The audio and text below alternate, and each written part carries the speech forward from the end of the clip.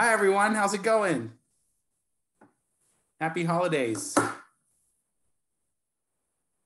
Happy holidays. All right. I think we have a lot of people on. I'm going to go ahead and share my screen and then just talk through some of the updates. Hopefully, we'll have lots of times for Q&A yeah, some limbo week, right? So as you can imagine, there's a lot going on with regards to COVID response at the national, state, and local levels. So we'll just jump into the updates that we have to share. And this PDF will be sent to you. It will look a lot like what we sent a couple of days ago, so it won't be too different. But there are a few things that I wanted to highlight from what's been going on with our metrics. Let me just try to track it down. Okay, now let me see where it's at.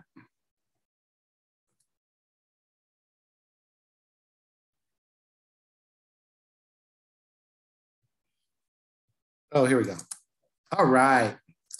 Hopefully you can see this. A lot of graphs. I'm going to blow it up a little bit. And then we'll go ahead and get started. Thank you for joining us. In terms of our case counts, here's what our metrics are doing. We continue to add cases. What's interesting is that, other parts of the state and the country are really reporting a huge uptick, and we really aren't in either our case counts, which are shown on this graph, or our hospitalizations, which I'll show a little bit later.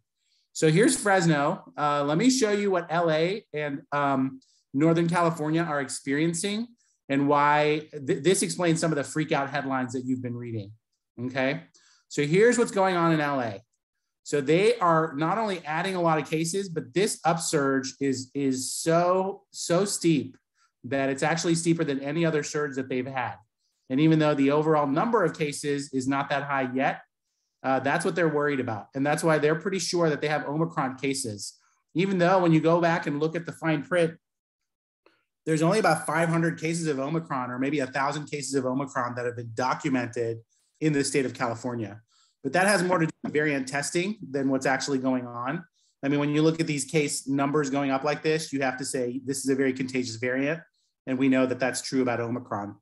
And then the one at the bottom, again, look at this uptick. This is Alameda County. And you can look at all the Bay Area counties on the websites and just see that Northern California is doing this, Southern California is doing this, but somehow the Central Valley is not yet affected.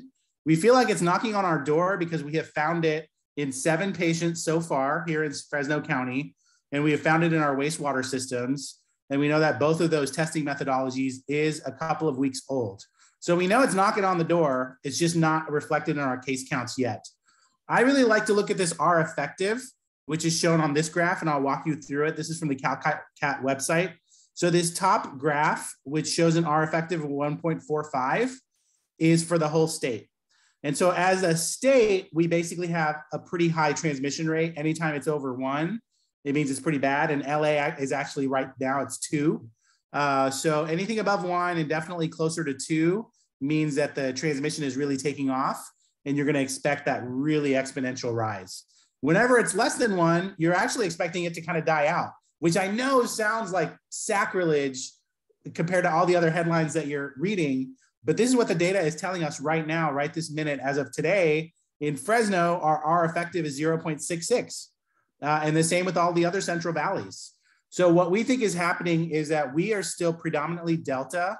We're still predominantly winding down as a function of Delta. However, as soon as Omicron kind of reaches a velocity here that parallels what's going on in Northern and Southern California, that's when our surge will start to shoot back up. I know it's crazy because when you look at the whole state, you're absolutely right. As a state, California is definitely swept up by Omicron. The numbers are definitely going in that direction. For whatever reason, the Central Valley is kind of an island of tranquility right now, but that's just because the tide's going out before the tsunami comes in. So the reason that I'm belaboring all this is because I think it really has some import for how we recommend our therapies for people. I think the therapies that we need to be recommending for people right now until our R is up above 1 should be targeted to Delta. And I really do believe that that's the way to go. And I think that that's the best way to steward our resources and to use the resources that we have, and that we really should target Delta, especially with some of the monoclonal antibodies, because some of them work really well against Delta and others don't. And we're going to dive deep into that a little bit later. So that's why I think you should pay attention to the R effective. This is found on the CalCat website, which I will share with you. You can look it up every day. I look it up every day.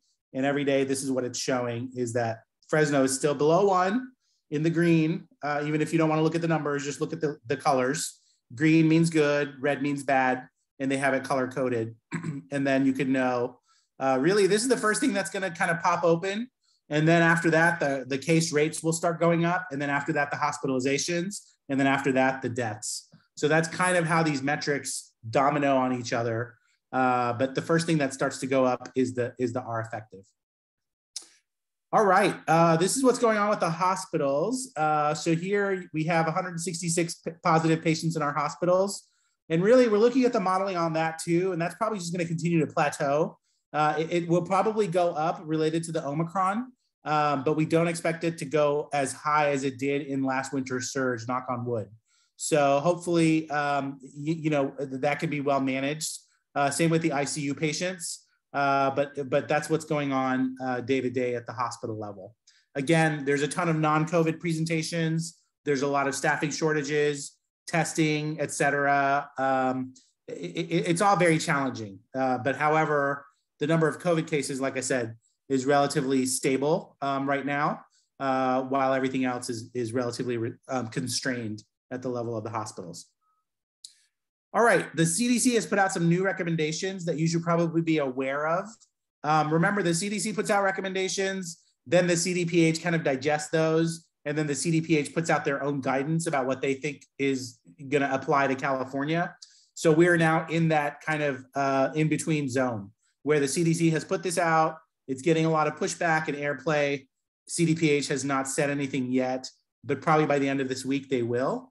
So there's two sets of recommendations, one for the general public, which I don't think is going to change too much, and then one for healthcare workers, which again, we expect CDPH and Cal OSHA to align with those, but just keep in mind that those are two sets of different recommendations. Obviously, the fact that they put them out like day after day makes it super confusing about who applies to what, but just keep in mind that, are you talking about the general public or are you talking about healthcare workers? Because the recommendations are a little bit different. For the general public, basically the CDC just cut the time from 10 days to 5 days. For isolation or quarantine, they also want to use 10 days of masks, whatever that means. You should be using masks all the time, obviously, but that's kind of how they worded it. So if you test positive for COVID, you need to isolate, stay home for 5 days. If you're asymptomatic or you're resolving, you can then leave your house, but continue to wear the mask for another 5 days. And then that's for isolation. For quarantine, it means you were exposed to someone with COVID, and then they try to break it out. I don't know, they make it more confusing than it needs to be, but they break it out between boosters and vaccinations or incomplete vaccinations or totally unvaccinated. But at the end of the day, everybody gets to stay home for 5 days and then go back out to go to work is how I interpret this. Obviously, test on day 5 if possible. And then they recommend a test for everybody just on day 5. So anyway, the big picture is they've gone from 10 days of quarantine to 5 days of quarantine. That should bring close contacts back to work faster than before.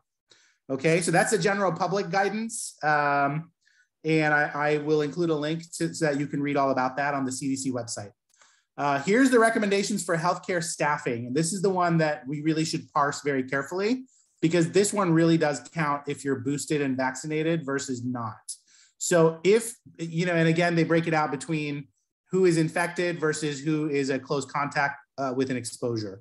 So if people are infected, they actually need to come back on day 7 with a negative test or the full 10 days, okay? So you can still continue to do the full 10 days for infected staff or bring them back on day 7 with a negative test if they're asymptomatic, okay? And I'm just looking at the conventional because I think that's where kind of we are right now. If things get so bad during our surge that we go into contingency or crisis mode, we may go into these boxes. But right now, just to play it as safe as possible, I think we should look at the conventional. Now, what do you do with close contacts? If they're boosted, they have no work restrictions. They just need to have a negative test on days 2 and 7. And if they happen to not be boosted, they're just vaccinated or unvaccinated, they can still have basically come back after 7 days with a negative test. So again, the way that I look at this big picture is that they've taken the quarantine period and changed it from an automatic 10 days to possibly 7 days with a negative test. Okay. If you have questions about that, then please relay those to us. I can't guarantee that we will have the definitive answer, but we will certainly work through it with you and elevate it if we need to. And just keep in mind, CDPH has said within the next day or two, knock on wood, they will come out with their own statewide California specific guidance related to this. So if you want to wait for that, that would be great. I know that you're probably getting questions from staff about this. Just keep in mind that the letter of the law is the CDPH guidance and the Cal OSHA guidance, and those have not been formulated or released yet. I'm sure they're being formulated right now. So that's kind of where we are. Let me stop because I see there's some activity in the chat. A PCR will test positive for up to 90 days. Yes. Are you saying rapid test? Yeah, a rapid test is considered the type of test that will allow you to come back to work if it's negative. So for what it's worth, Lance, I think a negative rapid test on day 7 would count. Can you explain how they can detect Omicron in wastewater with all the other contaminants in the wastewater? It just seems as if the results could be skewed when you think about all the items in our wastewater. Yeah, good point. There's some real smart people working on this, Sherry. And basically what they're saying is that the RNA of the virus is actually hardy enough to survive wastewater conditions, and that RNA can actually be detected. They've done a lot of studies on this, actually. If you want, I can point you to many. I mean, like the journal articles were like 1 mmWR, and now there's 10, and there's probably going to be 100. So there's a lot of people doing a lot of wastewater research, just not only for COVID, but like looking for fentanyl and opioids and you know, other kind of medications and stuff. So there's a lot of science to wastewater surveillance. With COVID, I think they've kind of, you know, focused that science to look for the COVID RNA, which is why they feel like they're pretty confident in finding these variants. But yeah, it's a fair question. I don't know too much about it, but it's just one, it's not like we put all of our chickens in that one or all of our eggs in that one basket, right? We basically just look at that as one piece of evidence to let us know that Omicron is around. And hopefully when it goes away, the wastewater surveillance will reflect that as well. So I think it's people are just looking for tools to detect this as early as possible. And you got to hand it to the wastewater people. They found Omicron before our actual cases started popping up. And they told us a day or two before we got our first case that there was Omicron in our water. So, you know, for what it's worth, you know, we were given like 48 hours of advance notice about it. But you're absolutely right. It is kind of a new surveillance technology. All right. Is there a definition for mildly symptomatic that can be subjective? Yeah, you're right. There are these definitions, and you can find those on this link. And they actually very nicely go through like what does mild symptomatic mean, you know, severe, et cetera. So you could just, let me point you to that just in the interest of time to say that if you look on the CDC guidance, they will actually go through what all of these terms mean. I just took like the most high yield graphic and put it in here for the purposes of this conversation. All right, any other questions before we move on about this CDC guidance on the general public and also the healthcare providers?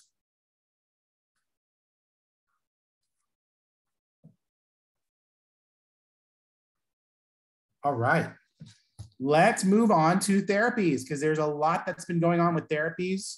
And I'm going to rely on my clinical colleagues that are specialists, either in public health or infectious disease, to speak up if I misspeak, because this is really new stuff to me. It's very cool, very interesting. But again, you know, we're all learning together. So I'm just going to try to simplify as much as I can without oversimplifying what we need to know about therapies. So good news, bad news. The good news is there's, compared to last winter, we have a lot more options. We have a lot more tools in our toolkit. And that's really wonderful to think about. The bad news is the actual numbers of doses that are coming in means that a lot of people that are eligible are unfortunately not going to be able to access these medications. So that's going to be a hard conversation, probably not a conversation that you had to have last winter, but a conversation that you probably will have to have this winter with your patients, is to say, yes, we know about these therapies. Unfortunately, there's just not enough allocated to our county or to our state to serve everyone who's eligible. And so we have to really make some hard decisions about, who gets what. So just let that be a preamble, because all of these therapies are very short supply. And so we're going to have to make some hard decisions about who gets what. So with that, let me start with the monoclonal antibodies. This is something that we should all be aware of at this point, and all be comfortable with recommending in the right patient population. So there's different types of monoclonal antibodies. Part of what makes it hard to talk about them is because they're so damn hard to pronounce. But there's one called BAM plus Esti. There's another one called the casirivimab plus imdivimab. And then there's a third one called sotrovimab. And then a fourth one, which is kind of rearing its head, is kind of interesting. It's not a monoclonal antibody, but it's used in this context. It's remdesivir. Remdesivir is just a good old antiviral that we've known about for a long time. And now people are using it as if it was a monoclonal. So just keep that in mind, that there's four options. Two of them are not that good against Omicron. And those two are the BAM-Esti or the casirivimab imdivimab, okay? And I believe that's the Regeneron product. So basically, those medications should really be used for Delta, and we should just be using them right now until we're sure that Omicron is dominating. So that's why right now we should be really recommending people for the BAM-Esti and the casirivimab and imdivimab until we're really more positive that Omicron is a dominating variant in our population. That's going to be hard, right? There's not really going to be a switch that goes off. It's really just based on some of the R effective data and some of the case transmission data that all of us have access to. But that's kind of how we're thinking about this. And that's really what the NIH said. So this is all language from the NIH. Lest you think that I'm this eloquent, I actually just copy pasted the NIH article, and I believe that is referenced, at the bottom of this box. Basically, what the NIH said is when Omicron is around, use sotrovimab, or remdesivir. When Omicron is not dominant, or if you think like Delta is, 25, 35% of your cases, you could still go ahead and use the other monoclonal antibodies. So that's basically what we have reflected on this page, is to say, right now, please use all the monoclonals that you have.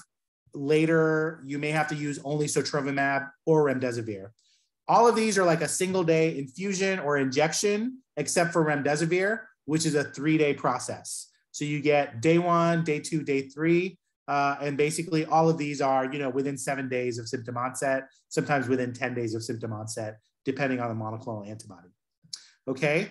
Now, thanks to all of you, we have a lot of providers that provide monoclonal antibodies now. We're always happy to add more. We would love to add more. So please think about doing this. But right now, this is where you can find the monoclonal antibodies. And this box is where you can actually find the sotrovimab.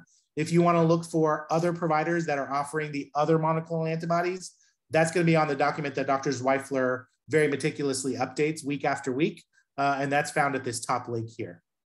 Okay, so that's the deal with monoclonal antibodies. Let me stop there and look at the chat. And if Dr. Zweifler's on, maybe he can make a few comments.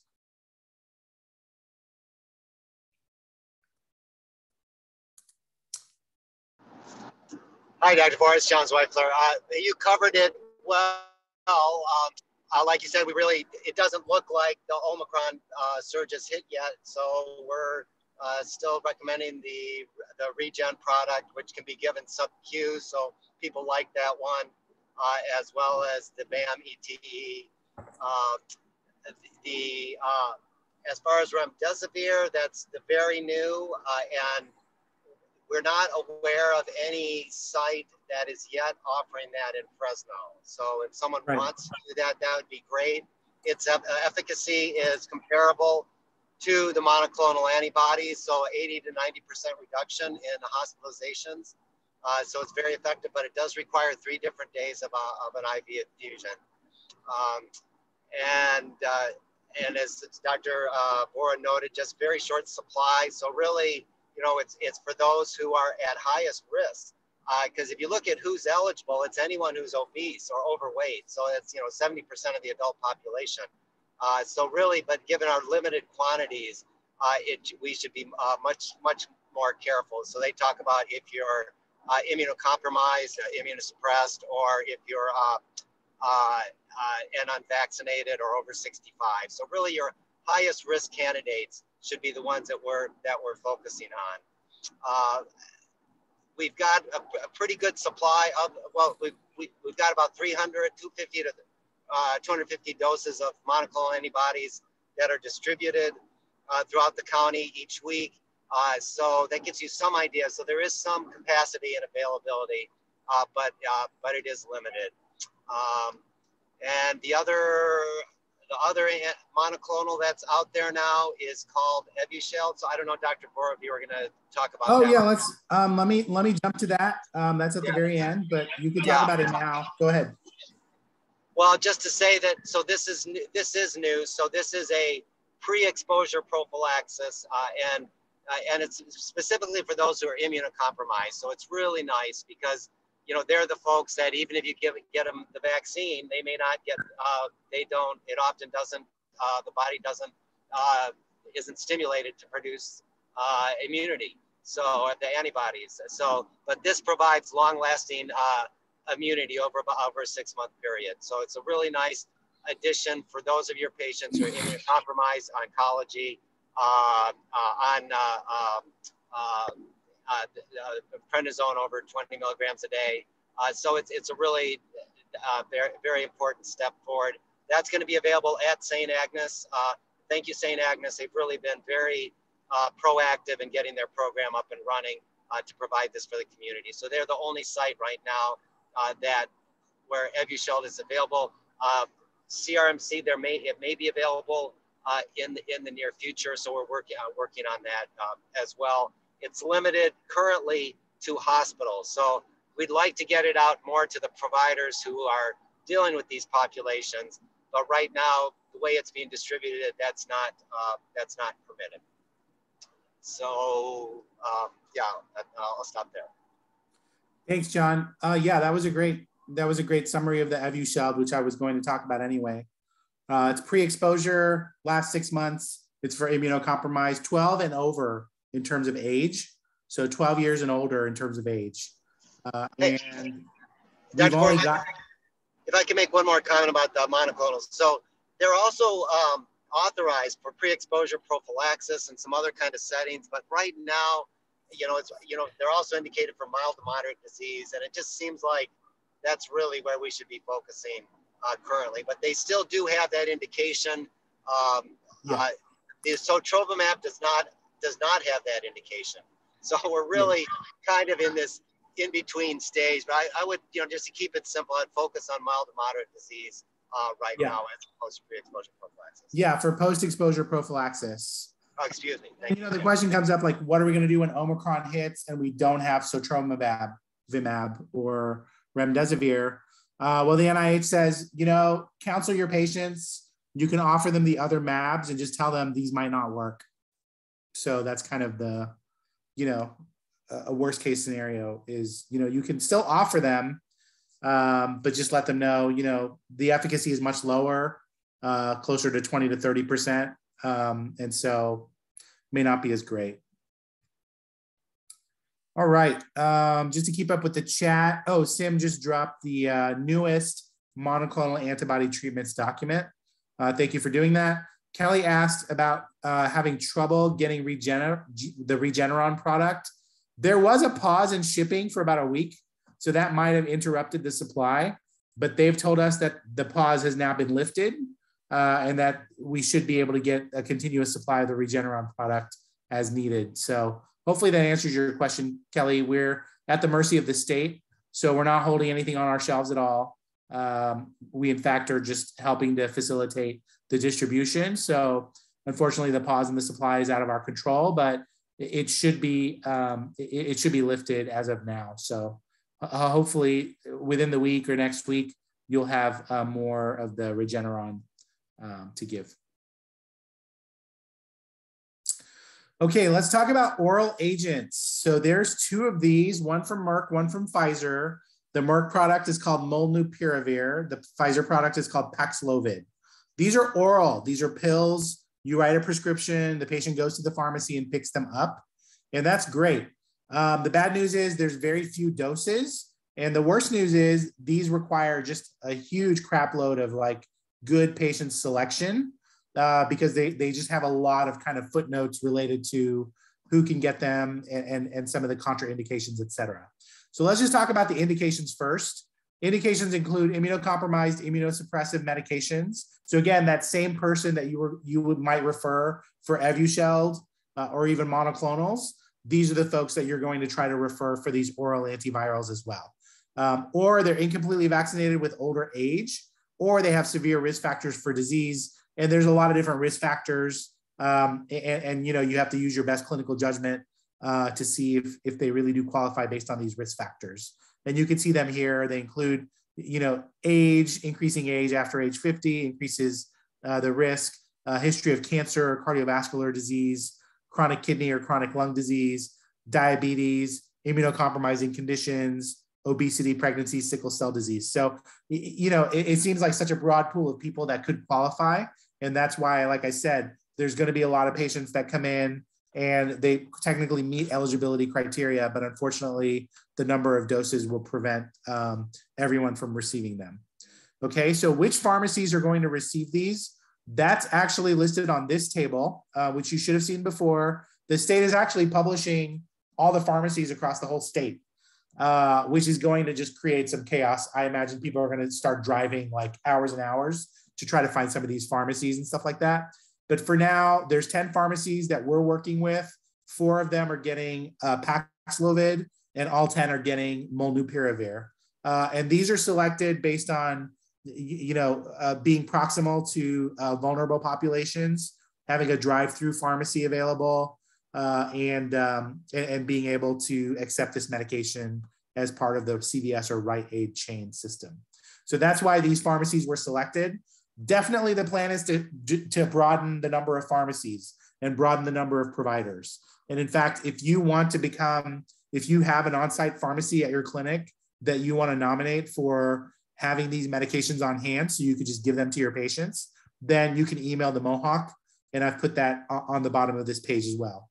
So that's Curtis Jack with our Mohawk. He's doing a fantastic job with figuring all this stuff out.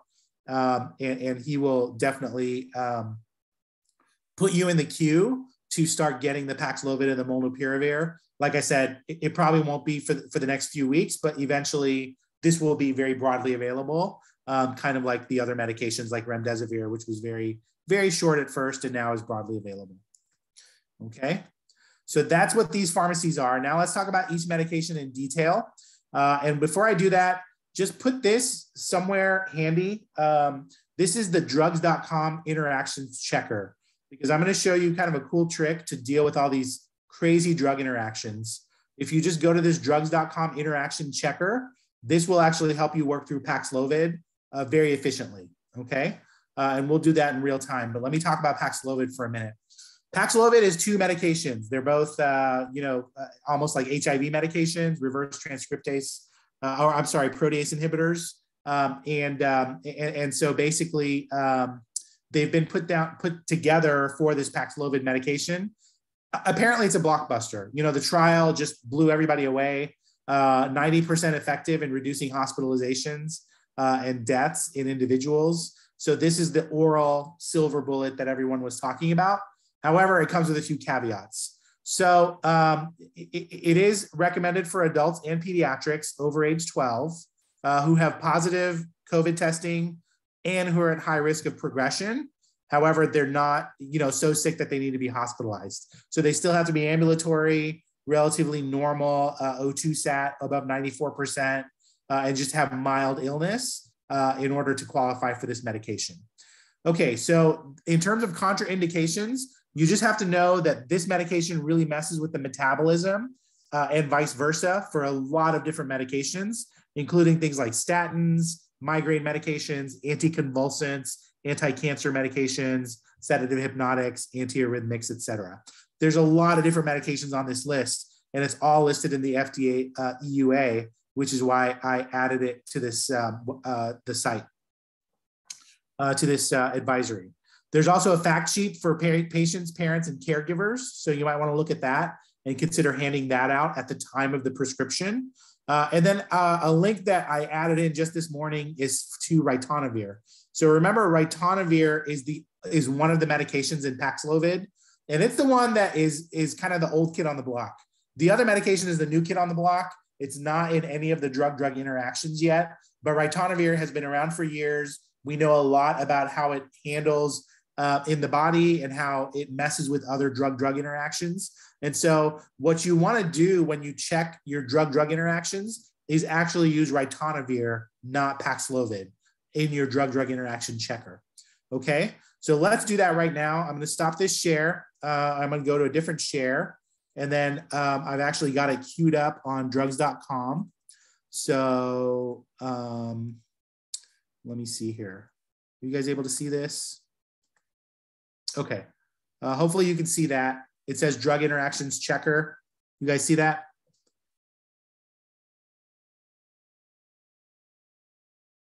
Okay, I'm assuming yes. So I added in ritonavir and amlodipine because I think that that's a pretty common like antihypertensive. And then I just put in check for interactions. And then basically it comes right up and it says amlodipine and ritonavir basically has an interaction that's considered moderate.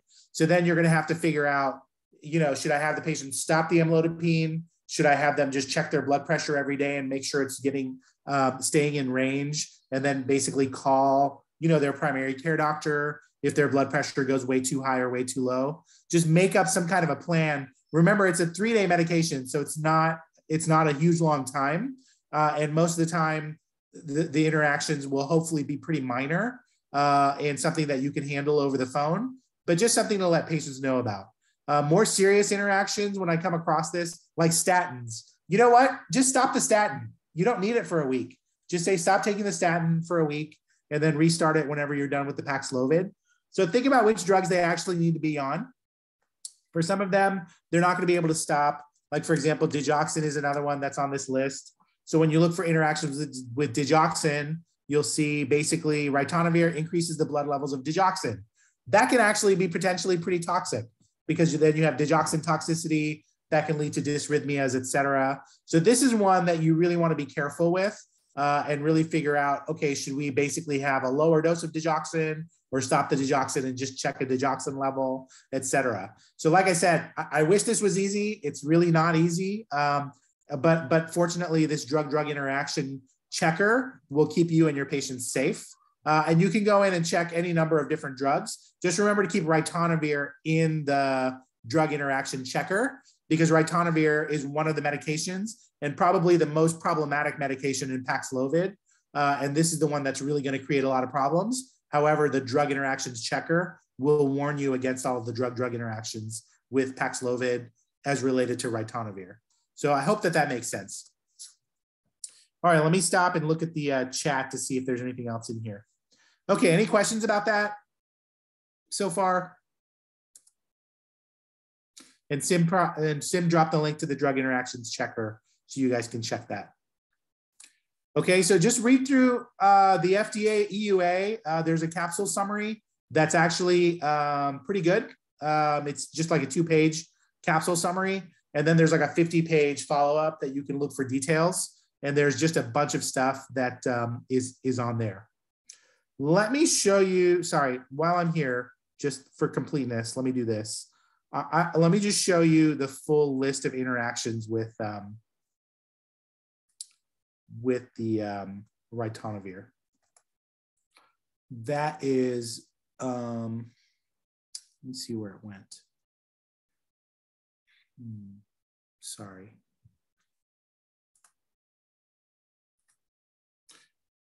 Bear with me, I'm just gonna drop this in my search bar.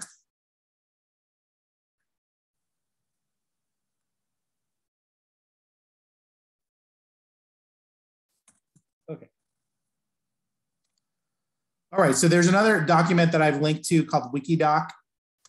And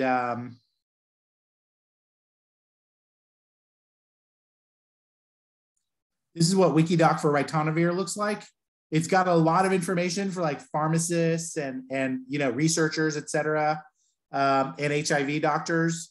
What you need to know is, you know, drugs that basically have a drug-drug interaction with ritonavir, and that is found later on in this Wikidoc, and it's pretty impressive. So these are all the HIV. Oh yeah, these are all the drug-drug interactions with ritonavir.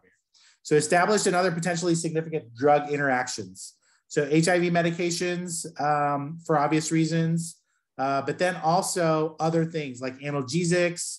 You know, some of these like propoxyphene and meperidine, no one uses those, but your patients might be on tramadol.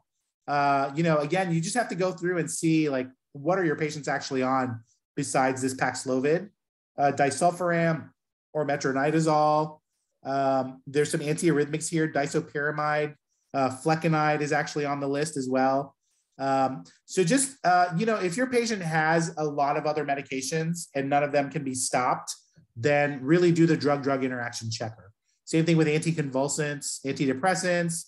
The list just goes on and on and on. I'm not trying to beat you over the head with this, but just to let you know, this is a really well-studied medication. And I think that's why the FDA is really warning people, look, we know about a lot of the drug-drug interactions with this medication. You know, it's unfortunate that they're there, but you should know about them and your patients should know about them. Okay, so any questions about that? Have I scared everybody enough to where they just are going to push for the vaccines and the boosters? I think that's the lesson here, is like the safest way to get through COVID is just get your vaccine and your booster and just don't worry about catching it. All right, let me go back to this medical advisory. All right, and that's it, mild to moderate illness. That's gonna be the same for both the Paxlovid and the molnupiravir. All right, with the molnupiravir, good news, bad news here. The good news is there's like no drug-drug interactions. The bad news is it might lead to some mutagenesis so that people just cannot have babies, you know, in the days to months following taking this medication. For females, they're advised to use contraception for 4 days. And for males, they're advised to use contraception for 3 months. Okay, so that's the big kind of warning with molnupiravir. And also, it doesn't seem to be that effective. So we've gone from an efficacy of 90% for Paxlovid to 30% for molnupiravir. Okay, so it just doesn't seem to be as much of a silver bullet, but it's better than nothing, and it will protect some people. It's actually pretty good at protecting against protecting against death, even more than hospitalization. But it does help a little bit. And so if you don't have anything else to offer, I think people are now kind of saying, well, which order should we prefer the medications? And I think Paxlovid is rising to the top. And then if people can't get access to Paxlovid, then do the monoclonal antibodies, especially sotrovimab for the Omicron. And then if they don't have the monoclonal antibodies, do remdesivir. If you don't have remdesivir, then consider the molnupiravir. So I think that's kind of where things are going to settle out in terms of the order of preference. But obviously, there's a lot of things to consider based on patient selection criteria, et cetera. And you know, don't completely discount this medication just because we're going to get about 1,000 doses coming into the county as soon as this week. And we want them to be used, but just used appropriately. And for some people, you know, that are past childbearing age, this might be a really good medication just to consider because it has very few other drug-drug interactions or other toxicities.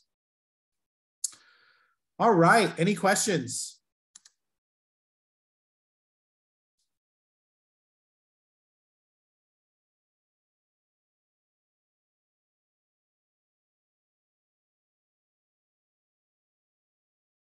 Yeah, so somebody's asking about the AFLs that have come out about testing and boosters, et cetera. That's good, thank you. I didn't even address any of those, but there are several AFLs that have come out. And what they've basically done is updated the vaccination mandate to include boosters. That's kind of how I'm looking at it. And they basically said, you know, if you are a healthcare worker in a hospital or a skilled nursing facility or anywhere else, you're really not considered fully vaccinated unless you've had a booster. And that's really just to protect people against Omicron and to protect our facilities. And beyond that, I don't know that much else has changed. So in terms of the COVID testing, I'd have to go back and see if that has actually been changed or been reconsidered. I'm not sure that that was really the intent of these new AFLs. I think the new AFLs just wanted people to just get their boosters. That's how I'm looking at those.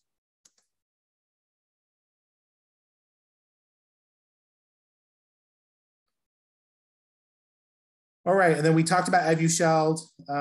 Once again, thank you to St. Agnes. Really appreciate you jumping in and offering just after the turn of the year to some of our patients, and hopefully more providers will be able to offer the Evusheld as well.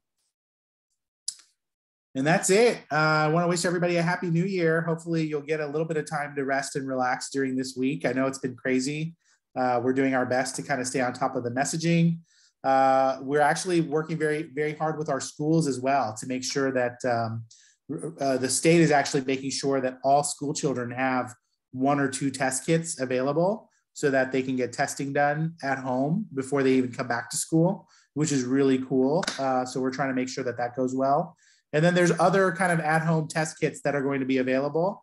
We're going to be distributing to our vulnerable populations by working with our community-based organizations. But, you know, we want you to be involved as well. If you feel like you're at a point where you want to start handing out at-home test kits to your patients or staff, then let us know, and we can help provide those as soon as we get them. So we should have many test kits available as early as next week to distribute. We want people to use them and use them wisely, but we know that this is going to be a very important layer of protection, especially once the Omicron hits. Then I think that's when we're really going to start seeing a lot of the capacity constraints with staffing shortages and hospitalizations, et cetera. We may be a few days to a week or 2 away from that, but it is coming. It's going to make the winter very challenging. And so we're just trying to prepare as best as we can until that time.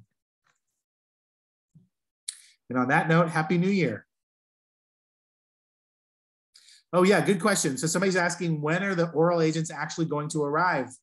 And I wish I knew. We were told sometime this week, and I haven't been given any other update besides that. We will definitely blast out, you know, that they are now available at those pharmacies as soon as we find out. So if anybody on this call has better information than that, please speak up.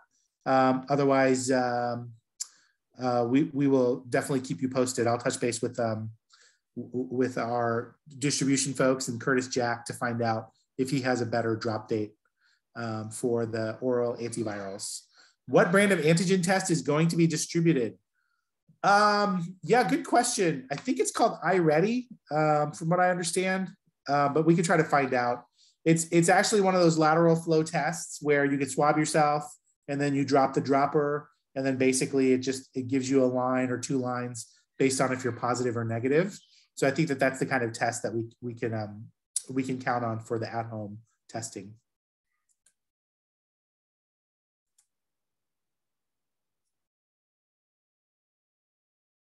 And the OptumServe sites are still a great option. They're only getting used, well, last time we checked, they were getting used about 20 to 30% of their capacity. Crazy, right? So send people to OptumServe. It's a great test. It's a PCR test. The turnaround time is about 24 hours.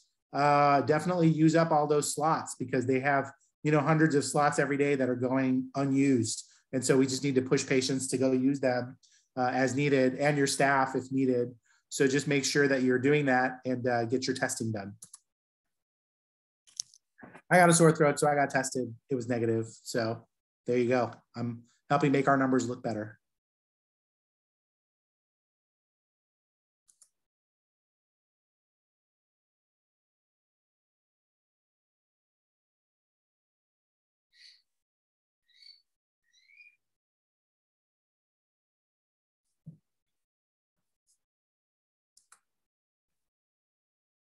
All right. Lance is asking a question about, I think, the efficacy of the vaccines. You're bringing up a good point, which is, you know, I think you're bringing up several good points. One is, you know, how can we rely on the science? And I think, you know, for what it's worth, I think they're being done really well. And that takes time. You know, if they weren't being done well, then then we would just basically say everyone's eligible, but we're not saying that. We're just saying people are eligible only if it's been proven that these vaccines are protective in that age group. So for what it's worth, I think that the science is pretty solid. You know, I mean, I have a 4-year-old who's not eligible yet, just because the trials are still going on. And when the trials are kind of finished and processed, then hopefully, you know, kids that age will be eligible, et cetera. So, you know, I think you do have to rely on the way that the trials are designed nationally and internationally. The other question that you're asking is about a booster and a 4th dose. So I did come across one headline, I didn't really do a deep dive into it, that said, you know, in terms of the Omicron, provided that it sticks around for the time being, it seems to be that the boosters work well for about 3 to 4 months, and then the immunity kind of wanes against Omicron. It's really so early that I don't know if I even believe that. But if that's the case, then we may just need more boosters, you know, every 6 months or so, or even more frequently until these variants kind of stabilize.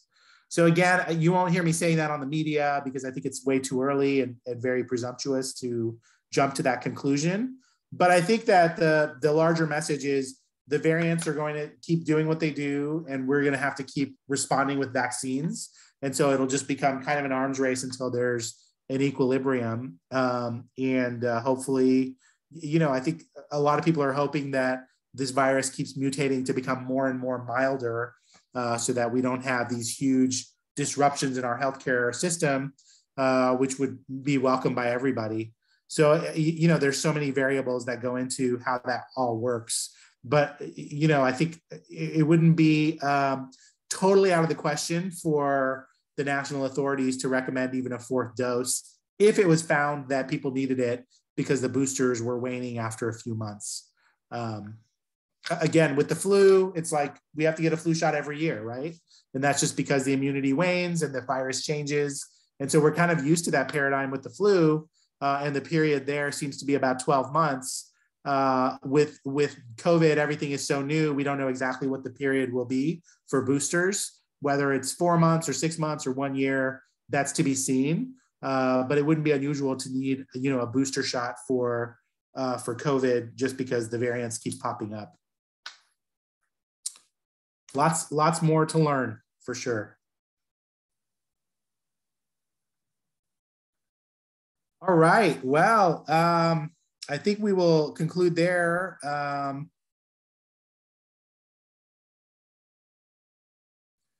Yeah, I mean, Lance, you're studying this at such a good level that it's hard for me to respond. But, you know, happy to have a conversation offline about this because I think you're bringing up good points that all of us are curious about. I just don't know that we have, you know, enough science to answer some of these questions. But yeah, I mean, it's very interesting stuff to be sure. All right, well, thank all of you for everything that you did. Give yourselves a pat on the back for finishing out this year in such strong form.